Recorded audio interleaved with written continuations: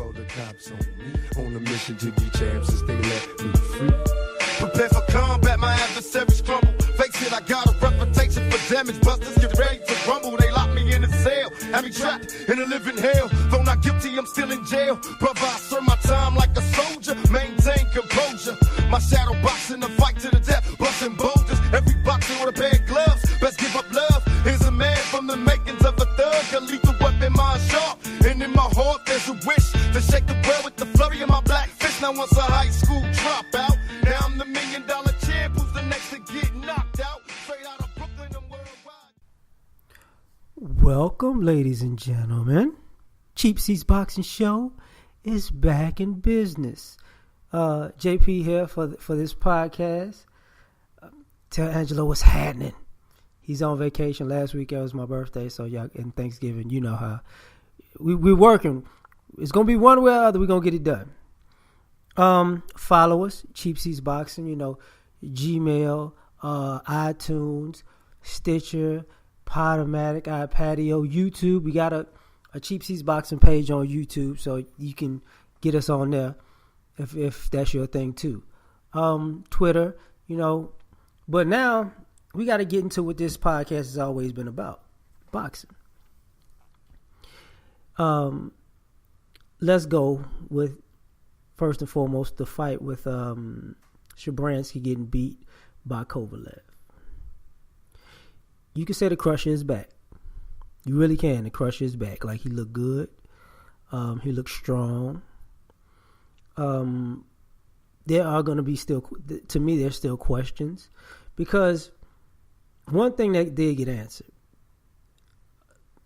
Now, people didn't say that Shabransky was in his ballpark, in his league, which I understand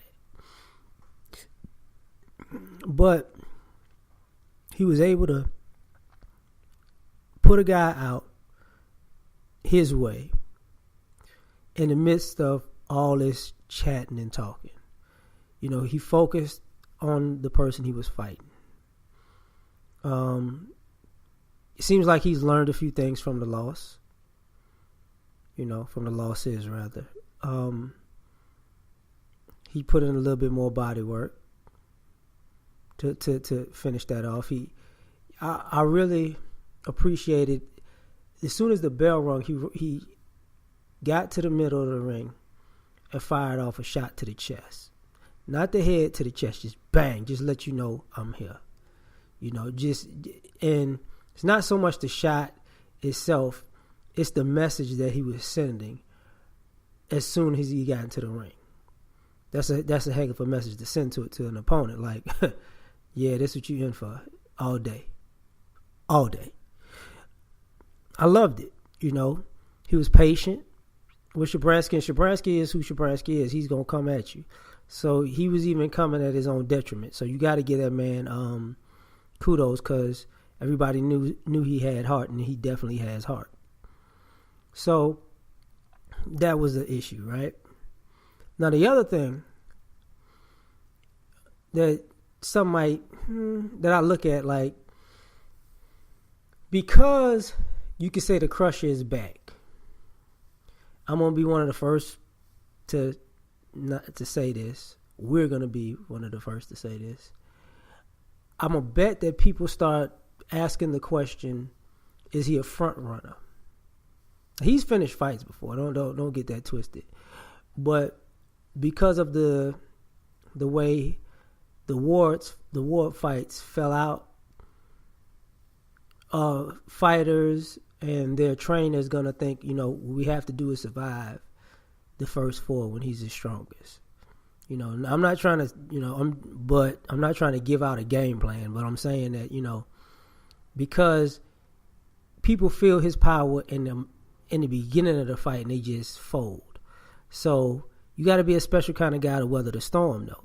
And I don't think there are that many special kind of guys in that division that can weather that storm. That's just my opinion.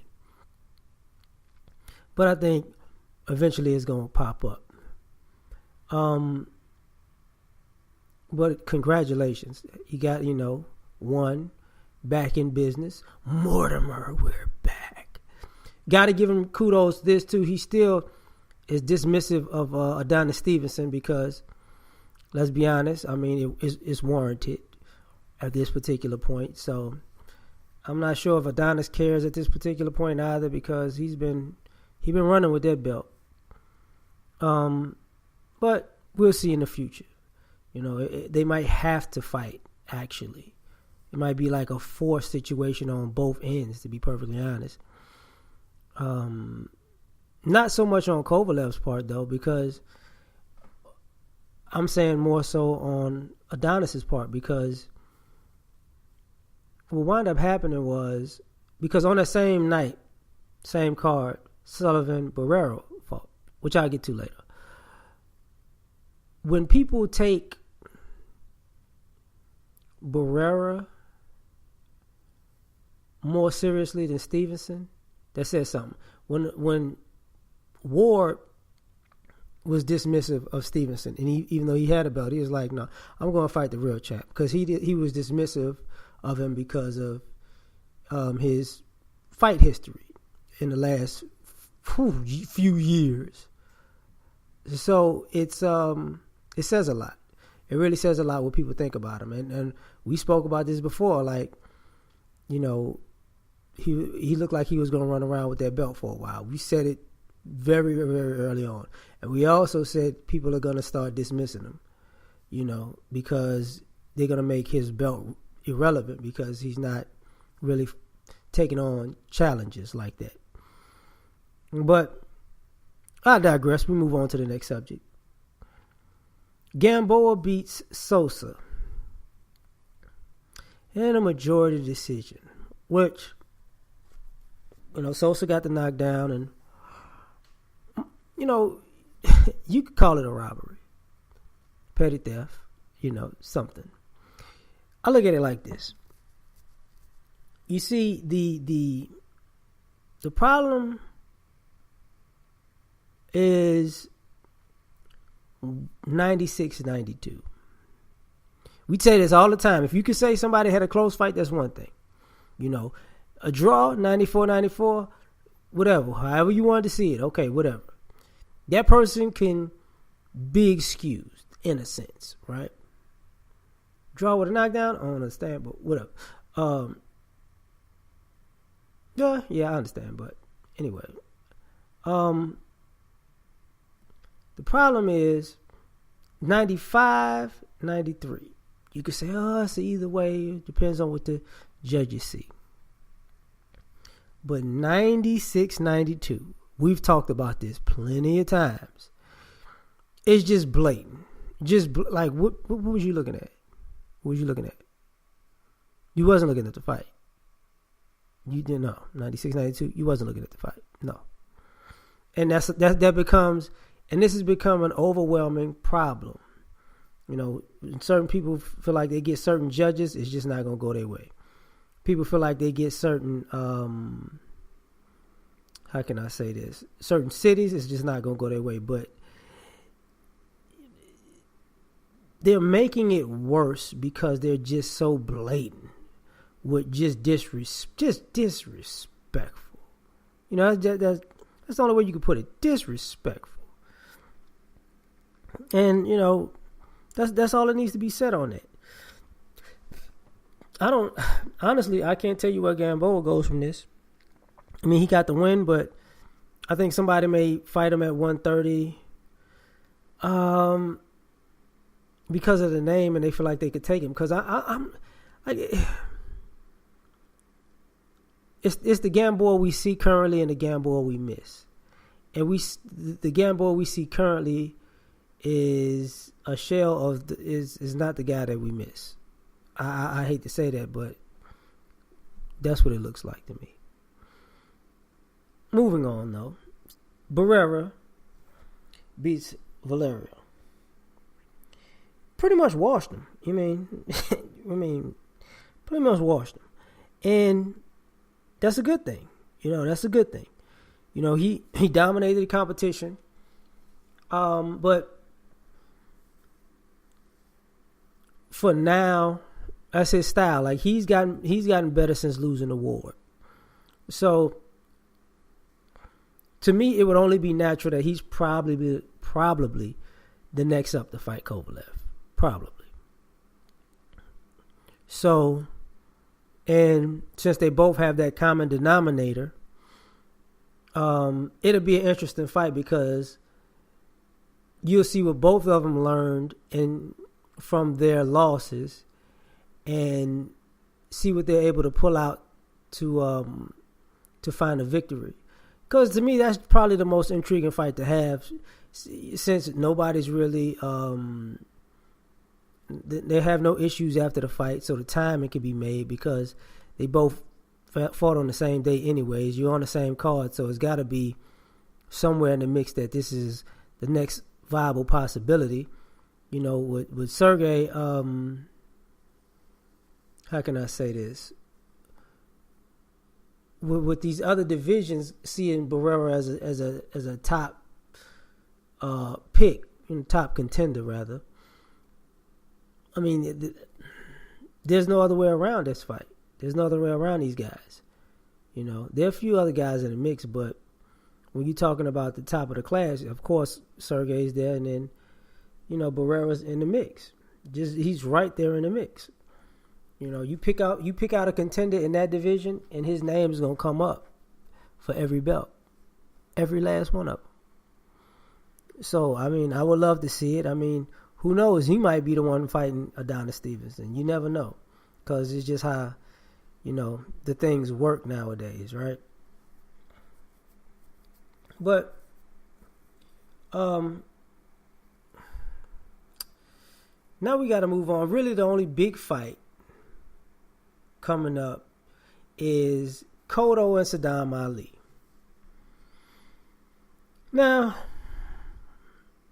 I'm a Cotto fan, but I'm not really been like, you know, this is his about to retire party. You know, this is what that is. This is his, I'm saying farewell to the business. Let me go out. You know, let me go out like a true champ. And I can't, you know, you can't get mad at that, you know. And Saddam Ali, I mean, here's the thing. Could this quote unquote be a trap fight? In some ways, yeah. But because it's Cotto's last fight, I see him trying to go out with a bang. And the problem with Saddam Ali versus Cotto, because like they say, styles make fights. Cotto's a big puncher for when he's dealing with people his size. You know, so if you Cotto's size, you got to be willing to take a shot, because he's gonna bang you, and I don't see Ali having anything to get Cotto off of him, like to make Miguel respect him. You know, because even if you have a good defense, that's not gonna stop Cotto from not coming. You gotta really beat him off of you. So I don't see Saddam Ali being able to beat Cotto off of him. And that poses a big problem, because if you can't garner his respect, he's just going to walk you down and kick your ass. And like I said, this is his ride off into the sunset, and I see him going out victorious. Like, I really do. Like, it would be a shock if he loses this fight. Like, it'll be one of those situations where, you know, Saddam will have to have a great game plan, you know. And a lot of times when I look at, the crazy part about it is Cotto is older. But when you look at him versus Saddam Ali, physically, who looks like they're in better shape most of the time? Cotto. I mean, they damn near look the same damn age. Like Saddam kind of looks like a kid who hasn't grown into his full body yet. Well, Cotto kind of looks like a guy who's been maintaining great shape for a while. Because, I mean, when I look at how they are built, like, Cotto used to be built like Saddam Ali. that's a problem because he's built how he is now, and I don't think Saddam has the natural pop to get him off of him. It's just gonna be. I think it's gonna be a long night for Saddam. I mean, it's unfortunate. It's a good opportunity. I mean, you getting a guy in his last fight for a belt. Ideally, this would be the best opportunity to become a champion. You getting a Hall of Fame fighter who's one of the best of his era on his very last fight for the title, which means psychologically he has to have, he's 1 foot in because he want to leave, but he's 1 foot out because it's over no matter what. It's not like if he wins, he's defending the belt again. You get what I'm saying?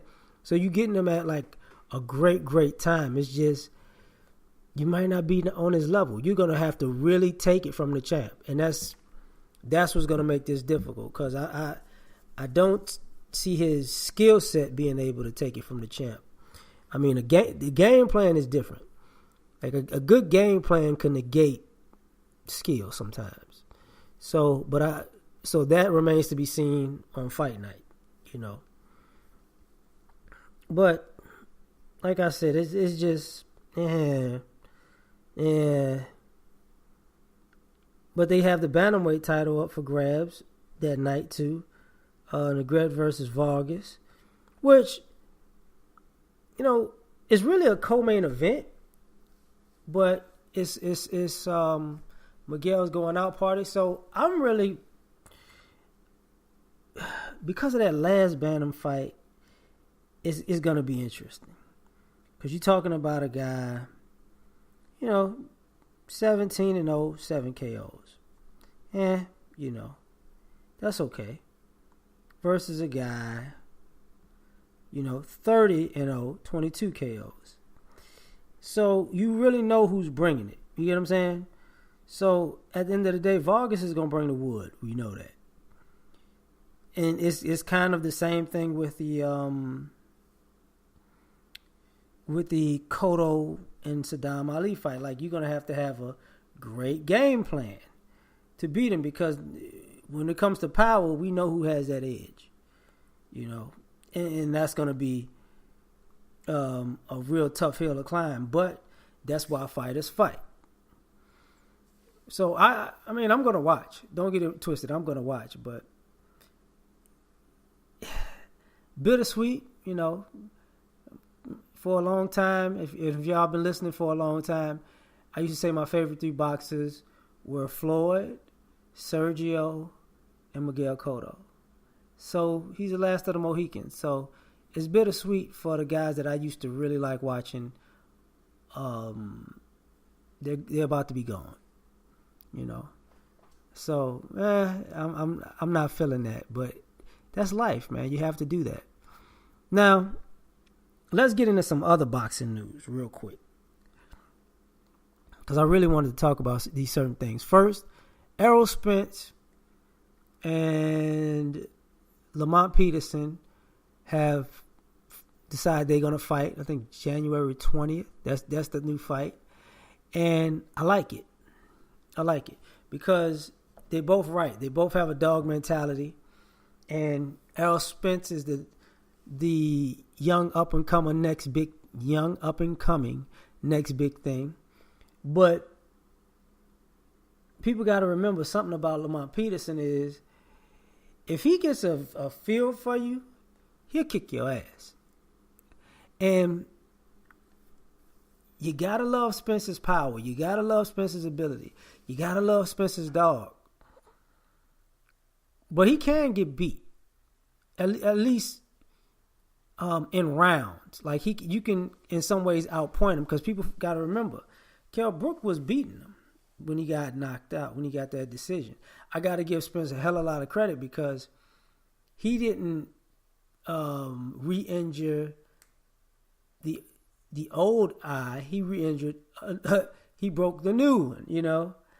Y'all know what I'm trying to say. So that lets me know, you know, he's got a lot of dog in him. He's willing to come with it. But Lamont Peterson is a great fight. And The fact that they're friends, the fact that they get along, the fact that they both understand the business and they're willing to get at each other regardless. The fact that Lamont Peterson says it like, fans want to see the best fights. Is something that I have to tip my hat off to those two about. Because I think Lamont was the best fighter available to fight, or willing to fight, I should say. Willing to fight Errol Spence. And me and Angelo talked about this already, where we were saying that these young up-and-comers are going to wind up taking belts and taking heads, and all of these people who were just like cruising along, just trying to get as much money as they could get out of the PBC without actually having to fight, they were going to get pushed to the side. Not just because of their lack of pushing themselves. They weren't hungry enough. And you see it now. Like it's really come to fruition. You see it with Spence. You see it even with the Charlo twins. You see it with, how can I say this? You're about to see it with like people like JoJo Diaz. You about to see it. Like, it's happening slowly but surely. In some ways you saw it with Rungvisai. It keeps happening where these younger guys are just coming up out of the woodworks and like, look, I've had enough of this. I've had enough of your politics. You kind of see it with Wilder and Joshua, even though they're both pretty much in their prime, which I'm going to get to in a second too. But what I also saw in this whole scenario was people are disappointed with Keith Thurman. Because one minute you say you're willing to fight, the next minute you're saying, no Spence fight 2018. Now, if you were to say, look, man, that you shouldn't have probably said both of those things. If you'd have said no Spence fight 2018, people could assume you maybe had a setback, in the healing process, or you rehabbing or whatever. But if you have a fight in 2018 and you just don't fight Spence in 2018, that's going to be a problem, B. It's going to be a serious problem. Unless you fighting Sean Porter again, that's the only savior, or you're fighting Terrence Crawford. I don't get it. Which is becoming a big problem in boxing in general, because if you look at it, look at how the division is set up, especially the welterweight division. You got all these names, and I'm loving it because when Spence came into his own and became a champion, it says a lot when somebody's the champ and they still feel like they're getting ducked. That says a lot.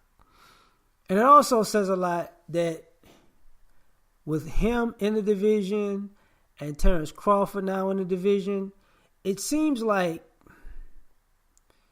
you're really going to see who really want to fight and who really just wanted to check. Because the way it looks like is the division scattered like roaches when the light came on. That's just my opinion. When it came to the fighters that people look at posing a threat. And I'm not just talking about Keith Thurman when I say that. No. It's other fighters at 147 that, they could say they just waiting on business or trying to get the numbers right. But the fighters price themselves out of the market by their past shenanigans. And for fighters like Lamont Peterson, win, lose, or draw, people gonna always love to see you. You're like, first, my fan favorite would be, when Gabe Rosado was my fan favorite. Win, lose, or draw, because he was fighting in situations that people understood. His situation was just a mismatch. It wasn't just the fight he was mismatched. It was the whole situation. He just went in there as a fighter because he knew he was the underdog regardless, but he wanted to fight and he wanted to win. And he always came to fight, so he was a fan favorite, Sean Porter's a fan favorite. But, Sean Porter's a more dangerous fighter than Gabe would be. And I think at this particular point, Lamont Peterson is, kind of unheralded, but at the same time, people love to watch him fight because they know he's going to fight. Not necessarily box, because he can box, but at a certain point, he's going to fight. I mean, some of y'all don't know this, but like one of my first, I shocked Angelo one of the first times when he fought Matisse. I picked Matisse. And he was thrown off by that. And I said, and that's what happened. But there was no disrespect to Lamont, because you got to respect the guy who's willing to lay it out on the line. Like I said, styles make fights. So this is going to be an interesting thing too. Because when he was in there with Danny Garcia, like we said, he lost the fight on the cards, but he kicked Danny ass. Let's just be real. And that fight itself says, like, you're messing with the wrong guy right now. So I love it. I really do love it. Just as a fan, I appreciate both of the fighters being able to step unify. Wilder said he'll go anywhere to fight. And so, if Joshua gets a WBO title in the next few months, if that happens, then that would mean what? He's the A side, of course. He's already the A side in that equation. But that would also mean that he's the A side, and of course, Wilder's going to the UK, which he doesn't have a problem with. The problem, to me, just in my opinion, is if he wants the WBO title, I don't think that's a given. Like the way they were speaking about it, he'll get the WBO, and then he'll be, on his way for the what do you call that? For that unification match. I don't like Wilder's resume and Joshua's resume aren't really that different, if you really want to be honest. Like, it's just, at the end of the day, Joshua beat Klitschko, But as far as the situation with the WBO, it could be a different fight with Parker. They're both closer to their prime. Parker's a better boxer, And if Parker don't get knocked out, this could be an actual unification bout in the U.S. or New Zealand. But, let's just make it happen first. That's how I look at it. Let's make it happen first. Now I got to go somewhere with this while I'm going in this direction.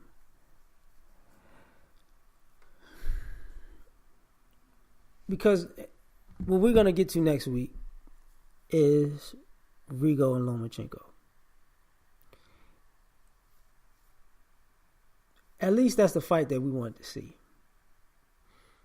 The fans said it. The fighters made it happen.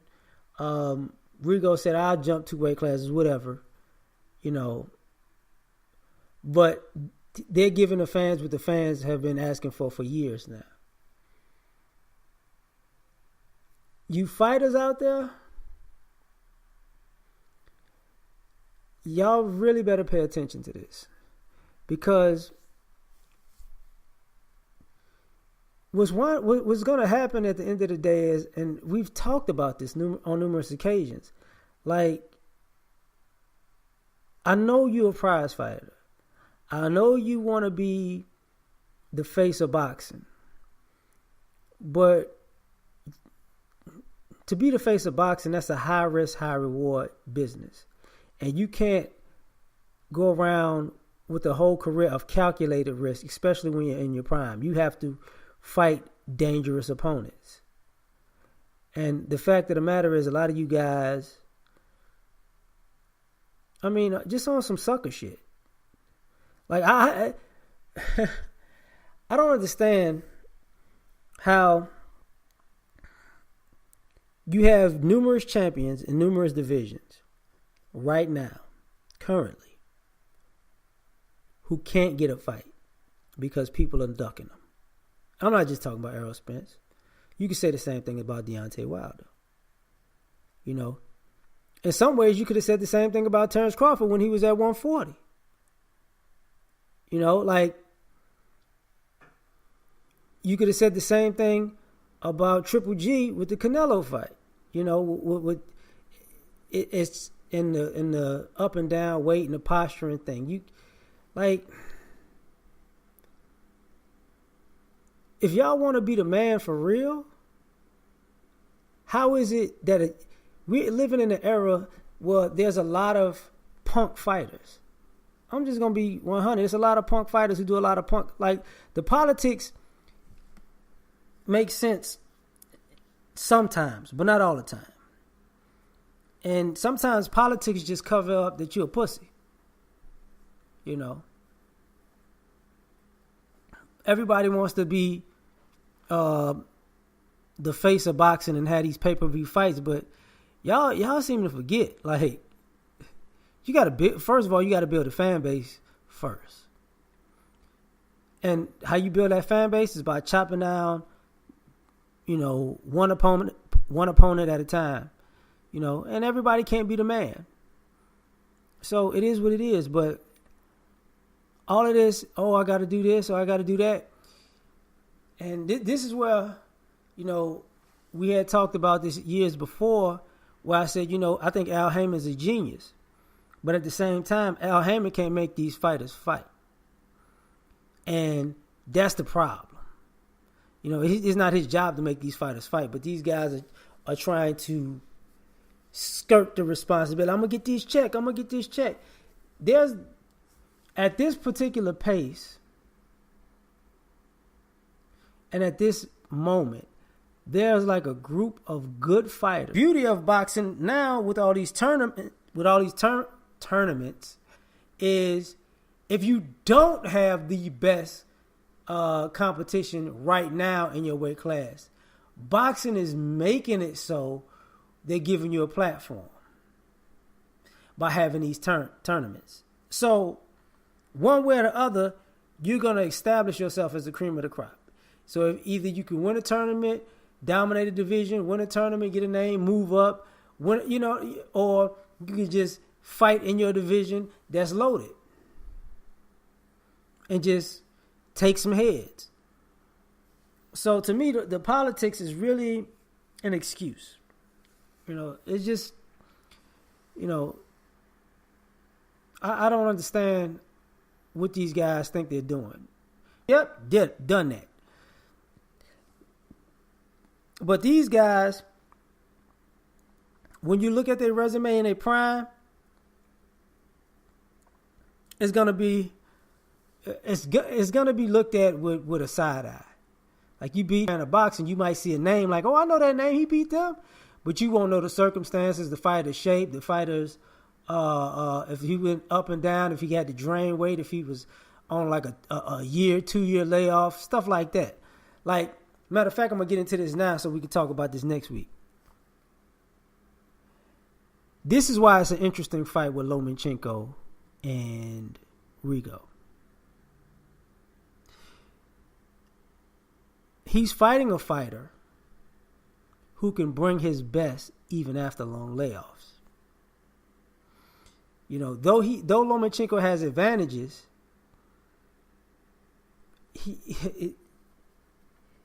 his opponent kind of is an exception to all of the rules of his past advantages. You know, he's an exception to the rule in the size advantage, because when he beat Donaire was a whole lot bigger than Rigo, and he schooled Donaire. He got knocked down, but he schooled Donaire. And I don't see Lomachenko being a bigger puncher than Donaire at all. Now, and at the same time, I see Rigo as being a bigger puncher than Lomachenko, even minus the weight. Weight is always a factor in a fight. The bigger guy, if If you're the bigger guy and you have and y'all skill sets are awash, you get the advantage on that.